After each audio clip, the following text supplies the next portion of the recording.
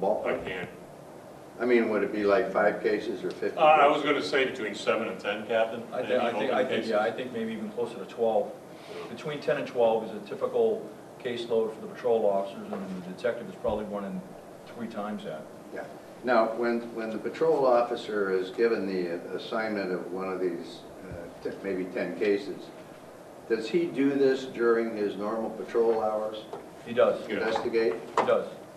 So if you have, how does he decide, or is there some methodology used to decide on at what time the patrol officer will do his investigation? Is it just during his normal shift? Generally. And, So let's say that we have 2 officers on duty on a given shift. If one of the officers is doing his due diligence, his Follow-up. Yeah. follow-up, then that means only one officer is available? yes. Or the person who's doing a follow-up is called away from what he's doing and has to answer a call to service. Do the 2 officers sit and talk about, I'm going to do my investigation today, and the other officer says, I want to do mine too, so now neither one of them are on patrol? Not likely. It's usually they'll sit down at the beginning of the shift and they'll say, well, will you take cover school traffic while I do this, or you want to hit the bricks while I finish up a report from yesterday. This could be an active investigation. It also could be report writing for a prior accident, a collision, or an investigation that they've been working on before. So it's not likely that both people would be in at one time, although it could happen. So if we relate it to what's going on right now, it's even more important to fill the empty slot for patrol officer, right? Yes. Because Right. the fewer patrol officers we have available. Correct. I remember when Tom O'Brien was running for Budget Committee, and he said that the watchwords that he looks at are, do you feel safe? Is it community oriented? And there was one other one. But since that time, I've gone around and been asking a lot of people, do you feel safe in this community? And inevitably, the response is, yeah, I see the cops everywhere. And I think that is one of the things that I anyway, as a commissioner, would like to see for the communities, for you to do everything you can to keep those boys and women out on the road as a deterrent. And so if there is some kind of an issue as to who gets to do their hitting the bricks investigatory work versus being out on patrol, I would hope you have discussions with them on that score. Certainly. And it's nice to have that appearance of omnipresence, I like to call it. Mm-hmm. The captain and I both patrol at certain times of the day, depending on what's going on. I'm usually out after the noon hour for a while, and the captain. That's how you did that Elm Street deal, wasn't it? It was, yeah. I like that. Yeah. Good for you. Okay, Yeah. thank you. Yeah. That looks all right. Okay. I'll finish up on monthly reports with the school resource officer report. And Pete's been inserting a nice little narrative below the stats here to give you folks an idea of what he's doing. And he's been pretty busy. This is the tradition and the history with a campus that has, he gave an interesting number this week. There's over 225 licensed youth operators on campus anytime.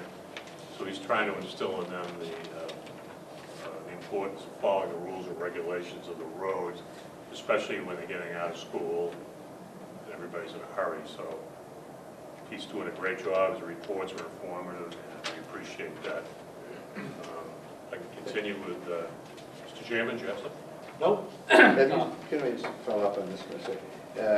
Have you implemented that cruiser with the lights on out in front of the school? He's out there. The lights aren't necessarily on. But he's been alternating bus safety and pedestrian crosswalk. he and someone else. The cruise is out there, He's Commissioner. going Commissioner to Wood's address gonna this speak in a to this minute. as well. Okay, fine. So I'll continue on, Mr. Chairman, with the chief's items. Under personnel, this is a bittersweet one for longtime administrative assistant Donna Comerford has announced that she will be retiring at the end of May. Donna has been with us for over a decade and has served with quiet distinction, I like to say. She came on shortly after I did. She's been invaluable to me, particularly in the area of fiscal management. She's a bean counter extraordinaire, and I always rely on her for precise record-keeping skills. And she loved to do research projects for me, so I'm grateful for that. We thank Donna for tending to those day-to-day responsibilities that help keep police, dispatch, and animal control running efficiently and effectively, and we certainly wish her well in this next season in her life. The week ending April 16th was National Public Safety Telecommunicators Week, and we take a moment to thank our central dispatch employees for their good works. Their duties and responsibilities aren't always recognized, but they are instrumental in keeping police, firefighters, and EMS responders informed and safe when in the field and answering calls. Our dispatch staff includes Mia Lyons, the supervisor, Will Riley, Michelle Fullerton, Ken Paul, Jim Savage, and we have 2 part-timers, Craig Garland and Tom Riley. Thank you all. The commissioners have been forwarded a memo from the town manager announcing an upcoming wage and classification survey that will be conducted in the near future. And of course, the collective bargaining process will commence soon between the NEPBA team and town and commissioner reps. The completed survey should be a valuable tool to all involved. Under the title of enforcement and other grants, thanks to the captain's due diligence, we are once again the recipients of grant money for enforcement programs aimed at making our community safer. That includes that omnipresence that we like. We put extra patrols on the road. As the good weather approaches and our seasonal population increases, officers will be highly visible conducting these patrols. We will focus on drunk and impaired driving, speeding complaints, seatbelt enforcement, pedestrian safety crosswalk, and I should probably say clicking a ticket, Captain, is that in there as well? Yeah, that would be under seatbelt enforcement. Yes, it certainly would. Thank you. You're welcome. A separate grant will provide bicycle helmets to those young riders who participate in the Department Bicycle Safety Program. The board last week has accepted a grant, also written by the captain, that was started in 2014. It will provide a radar informational traffic data trailer. This will be a great tool for selective enforcement programs, for planning and traffic engineering initiatives, as well as current event notifications. We expect this trailer to be used by Public Works, Police, Fire, Parks and Rec, and others in the months to come. Good work by the captain, and thank you to our elected and appointed officials for supporting this. Under matters of interest, the next drug take-back will be Saturday, April 30th, during normal business hours. A collection box will be in the lobby of the Public Safety Building. As we know, the collection is to keep expired or unneeded prescription meds from falling into the wrong hands and to assure disposal in an environmentally safe manner. Captain, again, he coordinates this with the DEA and through the state. The town presented its harassing and vexatious litigation case in the Carroll County Superior Court on April 13.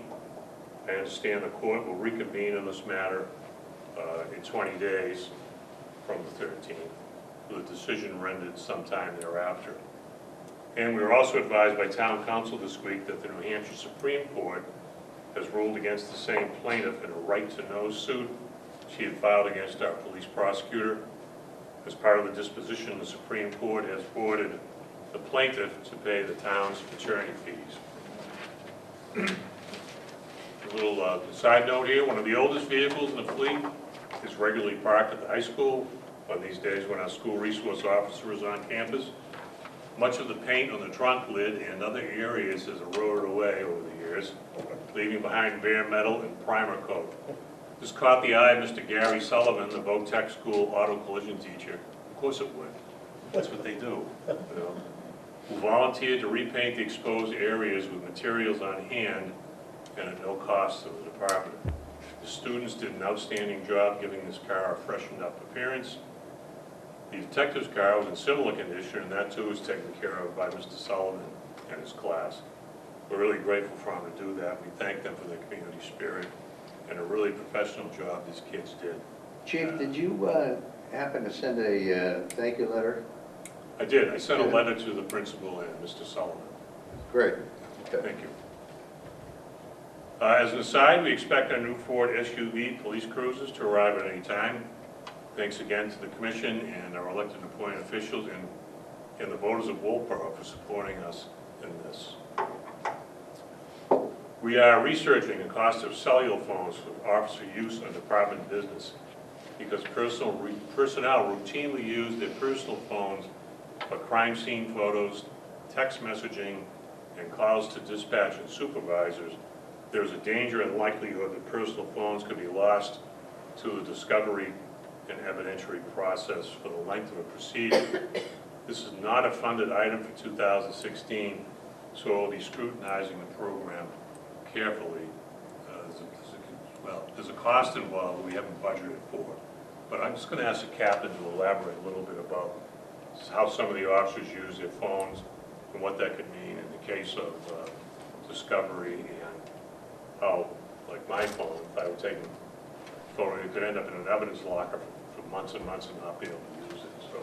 So understand that with new state protocols relative to domestic violence and some other evidentiary gathering and some Supreme Court decisions both at the state level and federal level that have come down, the officers' cell phones or whatever communication platform they're using could be subpoenaed by defense counsel in a criminal trial. And when that happens, all the data, all the text messages, not just relevant to the communication between the supervisor or the officers, and the defendant, but to wives, significant others, family photos, emails, text messages to friends, can all become part of the criminal process at this point.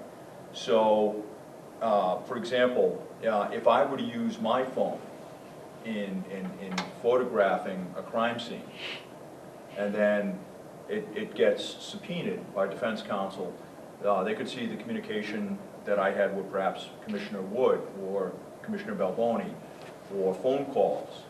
And these phone calls now can come in as part of the discovery process. So the need for the department to have some sort of communications platform that would wholly be used by the officer for maybe calling starting point and putting a domestic violence victim on the phone, or text messages to a starting point worker in a domestic violence case or an assault case, or maybe communication back and forth to the Child Advocacy Center in an aggravated felonious sexual assault.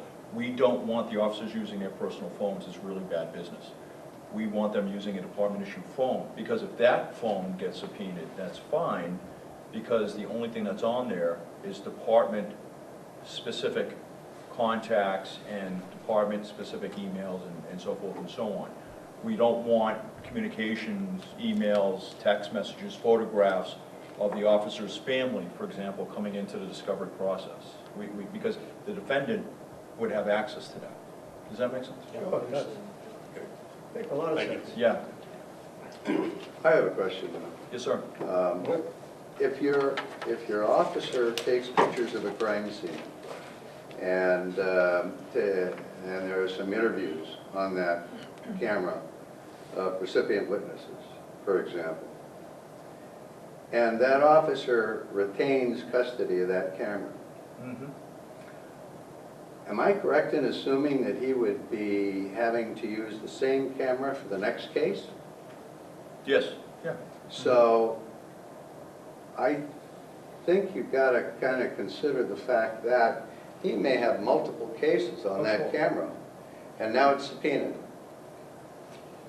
And now you're going to have all kinds of objections, I would think, to producing that camera by the other people who are involved in the camera. How are you going to keep it separated? I'm not sure I follow everything that you said. Well, let's say you go to a crime scene, you take Yeah. pictures of the deceased on the floor, you get recordings of his wife, you get recordings of the kids that saw the whole thing happen. Okay. Now, that officer doesn't do anything with that, he keeps it on the camera, right? No, the data, and something like that, the Does it data get will be downloaded, yes. and Okay, it put gets on- downloaded and erased off the camera. Right, and that's typically the way we do it now, so on a camera only, digital camera only, whether it's video or whether it's still photography, what happens is the pictures or the video is immediately downloaded and it's uploaded into the report. I got it. Why isn't the camera that he's already got downloaded? And you don't have all the pictures of the family and everything else? Why does he need another camera? Well, because that phone, defense counsel, it's common practice, defense counsel is still going to subpoena that phone. Well, I'll tell you, they're gonna subpoena the phone on subsequent cases then. That's fine. If it's a department phone, that's fine. They can subpoena the phone all they want, as long as it's, So you're telling a witness that by them, the officer is telling the witness, by them talking to him, not gonna be held against you, Mr. Smith, I just wanna know what you saw and how it went and everything else. And the guy speaks up and he tells the police officer what he knows. That is on the camera. All right? okay. Now then, If it's a confidential informant, yeah, but it's downloaded. it's confidential. Was it downloaded to some confidential, nobody can see file? We typically don't record confidential informants. Do you want to? No, we don't actually record conversations either, we do reduce them out of writing. So those Yeah. become written statements. The key is that, is the photography part of it, and if they use it, because the quality, every cell phone, you can take a quality photograph of that today. But it's the other data on there, especially young kids, I mean, young police officers, generation after me, and maybe the captain as well, they have everything on there. They have their banking, they have. Right. I understand that, but I mean, I think I'm sure you've given this a lot of thought. But before, And that was, the impetus of that is that places that have had officers' cameras end up in an evidence bin for 6 months. got it. Because they do use that. I understand that. But I would think that at some point, somebody who's gonna spring for the money to buy these cameras, let's say it's $600 a piece. 600 times 13, it's gonna be a piece of change. I'm talking about phones, Talking not about the cameras. phones. Talking Well, phone. These are phones that Cell we get on phones. the plan. Not But cameras. isn't the iPhone a camera and, Right. Oh, yes, Well, yes, that's what I'm indeed, talking yeah, about, is this would serve, that's what you wanna buy, isn't it? right. Yes. Aren't they $600 a piece? Well, if you buy it outright, but if you do it, 500? it'll be a monthly thing.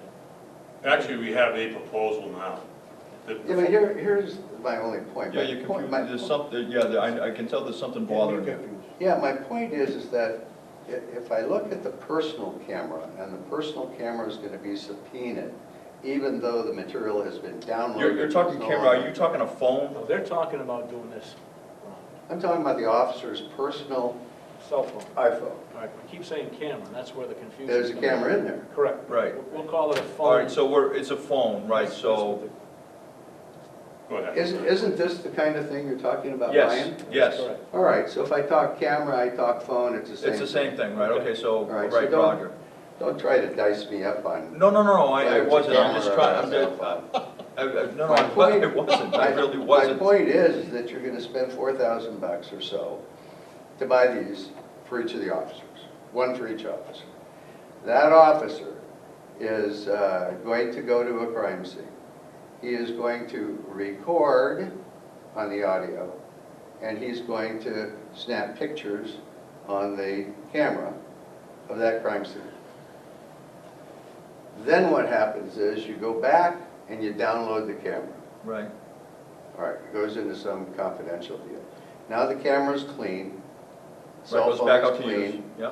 goes to the next crime scene. Does the same thing, gets downloaded again. I thought you were telling me that notwithstanding your representation to defense counsel, that it's all been downloaded and here it is, defense counsel's gonna want to subpoena the camera. They probably will. All right, That's correct. so that camera is gonna go away, That's right. just like the individual's camera. It could, yeah. Would you not be better off getting 2 or 3 cameras for the shift people? You take the pictures, you go to the crime scene, nothing happens, you pass it off to the next officer.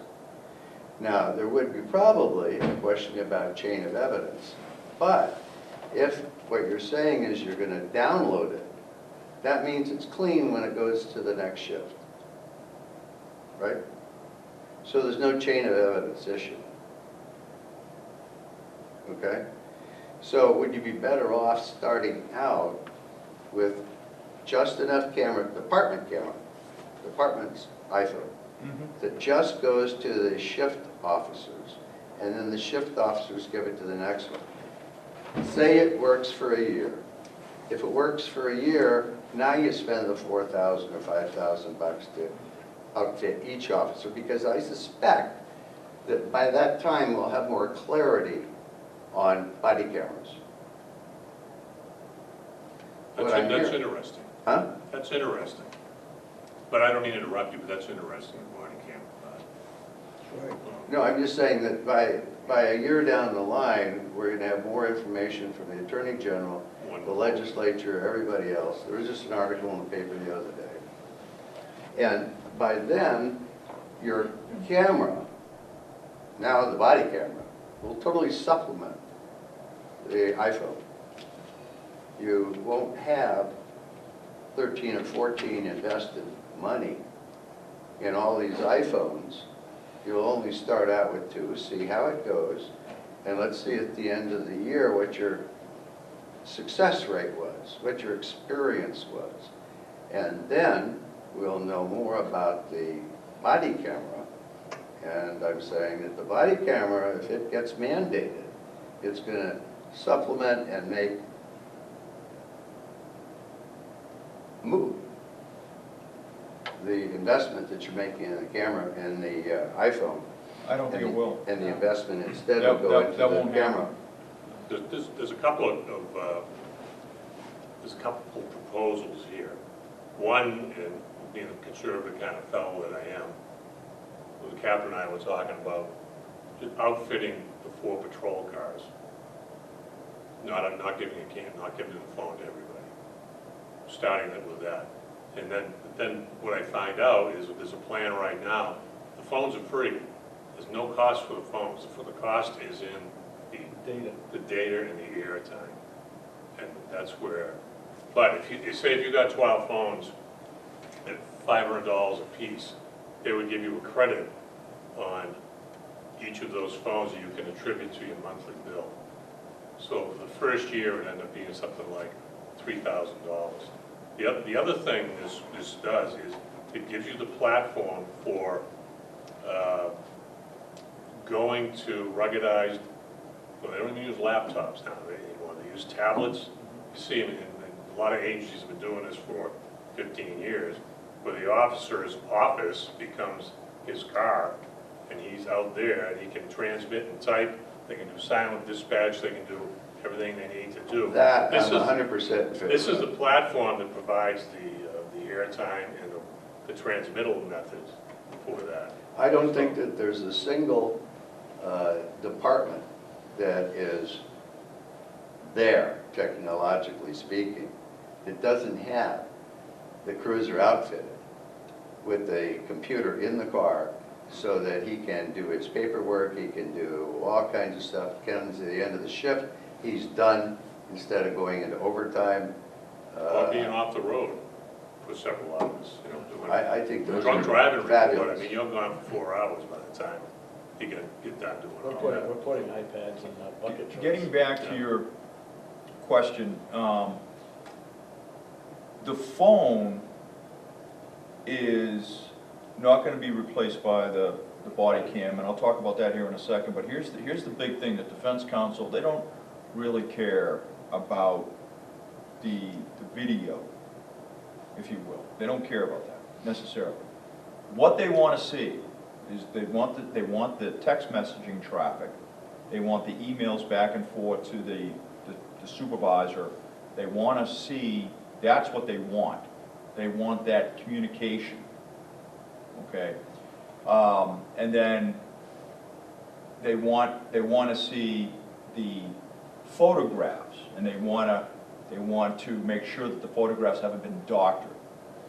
So that's what, relative to a phone, that's what they're interested in. Now, what Defense Council is hoping to do, if they subpoena the officer's phone, they find out it's his personal phone, now they're looking to introduce doubt. Now they're looking to do all that and muck up the waters. Now with the body cams, if it's a mandate that comes from the state, if it's a mandate that comes from the federal government, it's got to come with money. You can't mandate something and not resource it. Now they can strongly suggest, they can recommend, they can hold their breath and turn purple, but if it's a mandate, it's got to come with money.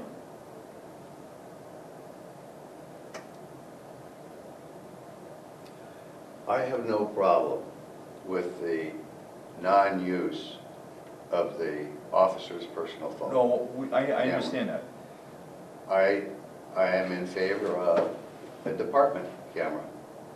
And all I'm suggesting is that at the outset, it might not be a bad idea financially to do what I was suggesting before, and that is come up with 2 or 3 camera phones and let them be used by each shift. I think that's what the plan is. And it would probably turn out that most shifts are not going to have anything that's going to go on the camera or the iPhone.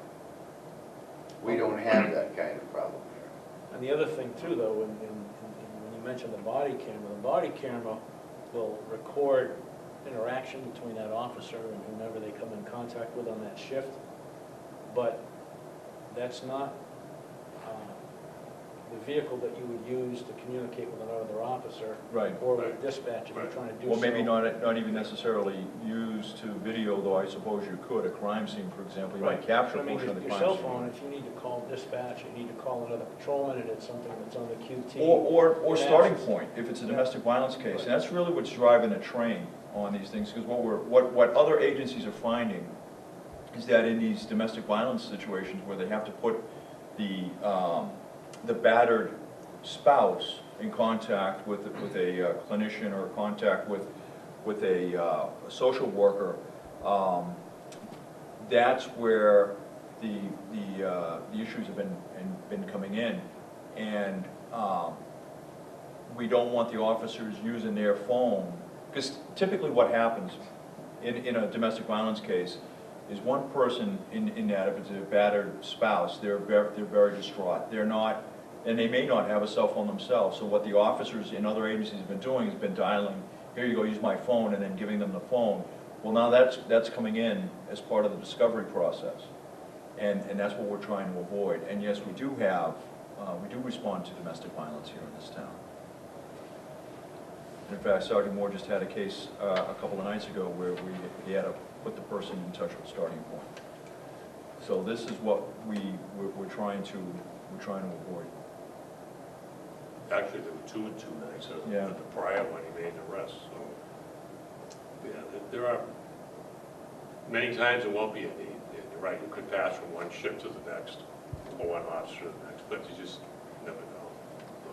So, but, again, the core here is we're researching, and we'll try to do the best we can. I mean, we still have to sit down and see if we can do this. Fund it, yeah, we may not be don't able to know if we fund can it. fund it. There may not be any money for it. It certainly wasn't part of our budget. But At the 16. I think your recommendation is what we originally planned to do. We wanted to outfit the primary cruisers. It wasn't every officer getting a cell phone.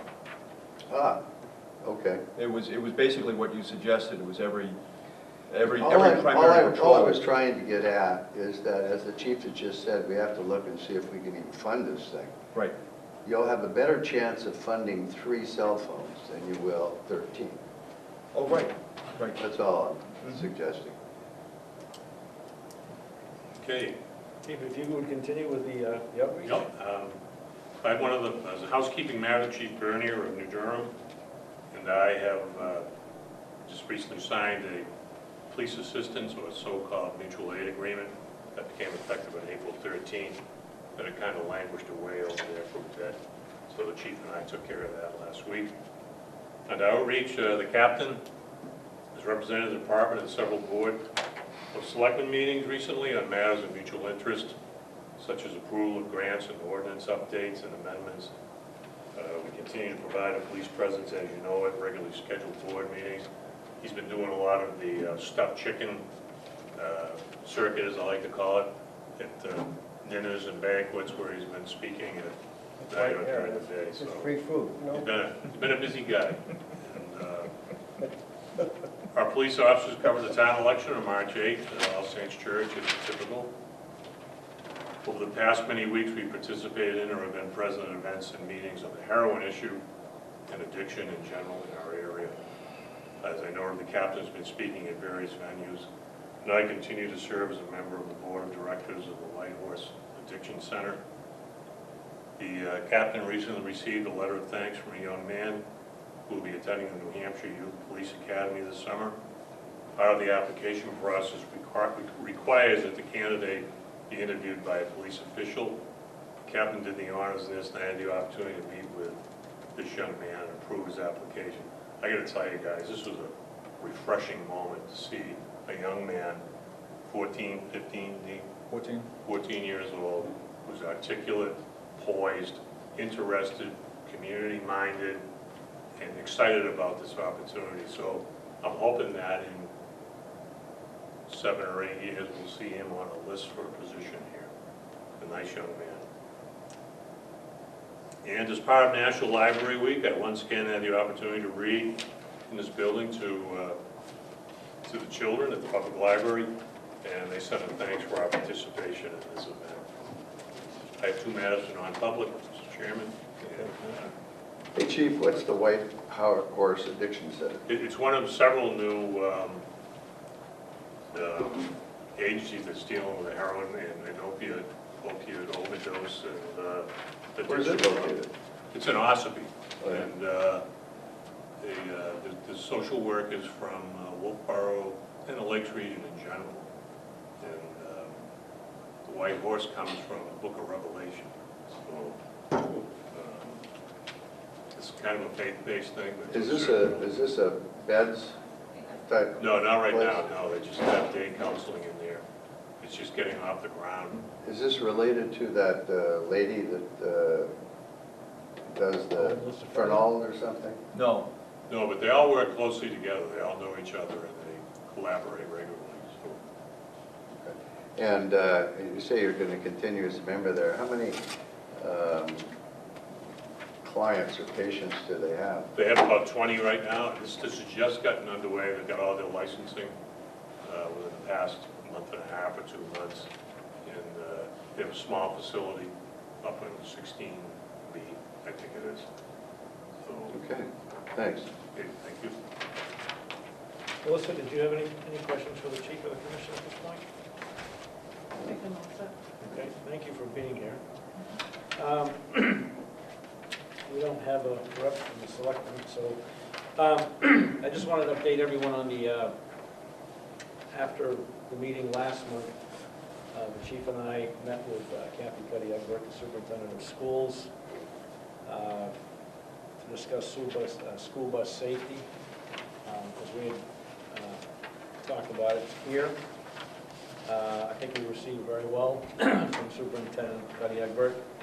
The first thing she articulated was that the staff and the administration at Kingswood and the middle school and so forth are very, very satisfied with the appointment of Officer Llewellyn as the SRO. That's been going extremely well. He's been going out of his way to interact with the students anywhere from the high school all the way down at Crescent Lake or wherever he's needed. He not only took part in Science Week, as you mentioned earlier, but he interacted with some kids at Crescent Lake one day. He was with some other kids and he was walking around the building and saw kids flying planes, paper airplanes in the gym. And when he inquired, the students were learning about lift and aerodynamics and so forth, so they invited him in to make his own paper airplane. And, you know, those are the kinds of community policing things that just, you know, really make a lot of money in terms of, you know, the degree of comfortability and trust and respect of law enforcement. That's great stuff. I like the way Pete thinks and the way he's made himself so approachable up there. As far as school bus safety, the superintendent was not aware of the issues that they have on campus with regard to all the traffic weaving in and out of the school buses and so forth. Obviously she is now, and but she was also very receptive to looking into getting the stop arm cameras for the buses. And you know, obviously, like we face here, when new ideas come up or new, you know, suggestions are made, then there's the process of trying to fund that. It's probably more in line that they will try to immediately fund the stop arm cameras on the buses that are ready to receive them, that have the latest camera system. But and then moving forward, they'll do more and more. And but those are an invaluable tool, and that'll help the bus drivers, it'll help the police department, it'll help everybody safety-wise to catch all these people. You know, I know that the school district has a rep up on the property up there, a safety, whatever, and he stopped a lady one night, one afternoon, trying to get in where the buses had the red lights going, and they were getting ready to load the students at the end of the day, and he instructed her to not go in there, and she just told him to move him off and went in anyway. Unfortunately, her Officer Llewellyn was there, and she received a summons.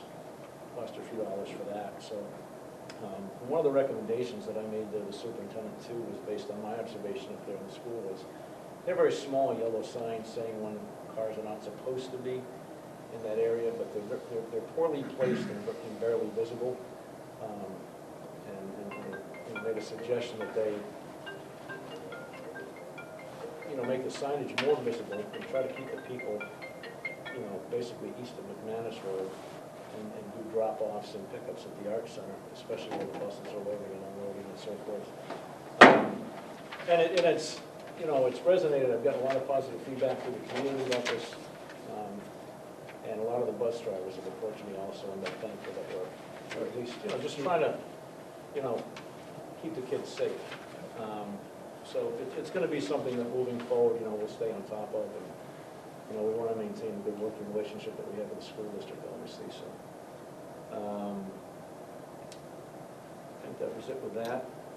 And then we have an open house update. Did you have something that you wanted to update for us, Captain? I briefed the permit, and it was approved by the Board of Selectmen last night at the Board of Selectmen meeting. Yeah, we're all set there. As it gets a little bit closer, we'll start working on getting the food donated. Well, I made sure that I took the night off from work so that I could be here and be part of it. I did speak to the fire chief. He was very enthusiastic and grateful that we included him in on that. And I know he was going to be speaking to his men and trying to get some of his guys to volunteer. Great. And when's he taking the oath of office? Do you know? I don't know. It's soon, I think. I don't know. The chief. I met him last week. Real apple guy. They were both together. And we certainly wish well in all his years of service. Yep. Did you gentlemen have anything more for public session? Did you want to comment at all about that crosswalk there? Because we've been putting the presents out by the high school. Yes, thank you. One of the things that, and when I talked with the chief earlier about the school bus safety and pedestrian safety, was the crosswalk in front of the high school. Officer Llewellyn has been, because of all the activity on the complex, has been kind of mixing up his time, spending some time, you know, observing the crosswalk, some time working the campus with the buses and the traffic, and then he also has duties inside the school that he has to maintain. And it kind of keeps everybody on their toes because they never know where he's going to pop up. But there has been a presence made and a noticeable presence with the cruiser. His cruiser's always parked in front of the high school. There's also been a cruiser parked in the driveway across from the high school, or the other day when he was doing the training with the students and so forth. He was showing in the cruiser. The cruiser was parked out there for the entire day, and people are noticing that. I think it's causing them to slow down coming through that area. And we hope that we're going to continue to. Did you have more that you want to elaborate as far as the?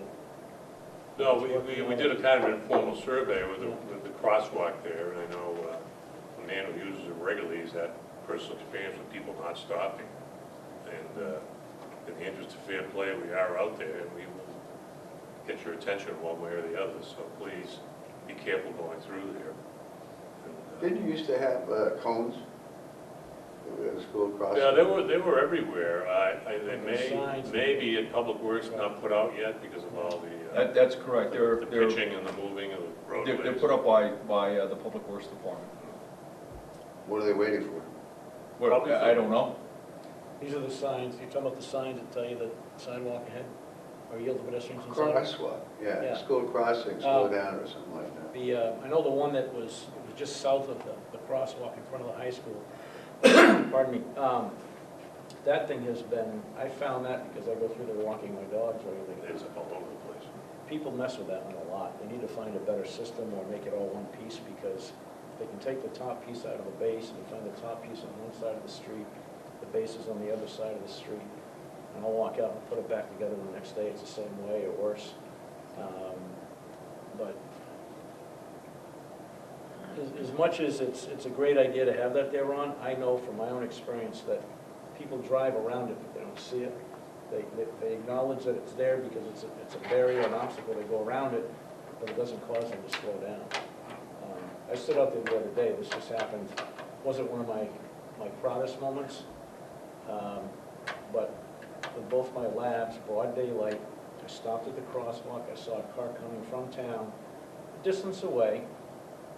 I started out, the car sped up, and I threw my arms up in the air, I yelled an expletive and said, "Are you kidding me?" And she stopped and let me cross. And I just didn't get the rationale. I can beat him across, before he gets across, I guess. And this is the kind of mentality that we have to deal with.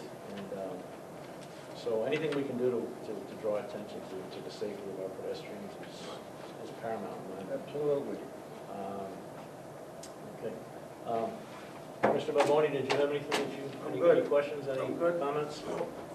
Mr. Goodgame? No. One more question, Well said. okay? At this point, we will be entering a non-public session under RSA 91-A:3.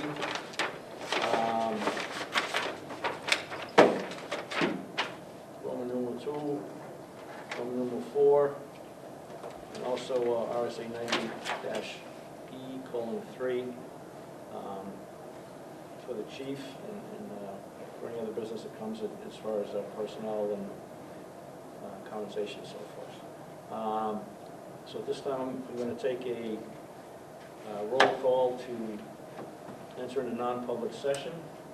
Commissioner Balboni? Joe Balboni, yes. Yes. Commissioner Goodgame? Yes. Yes. Commissioner Wood, yes. All in favor? Aye. Okay, at this point, we are in a non-public session.